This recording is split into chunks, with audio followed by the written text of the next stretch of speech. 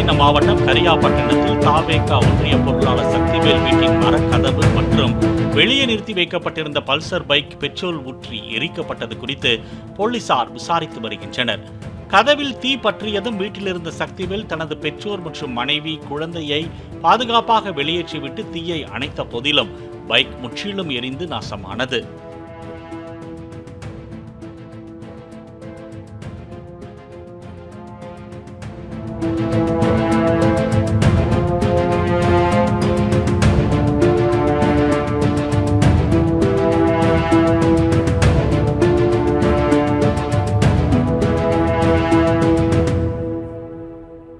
Play store மற்றும் app ஸ்டோரில் இருந்து பாலிமர் செயலியை QR கோடு மூலம் பதிவிறக்கம் செய்யுங்கள்.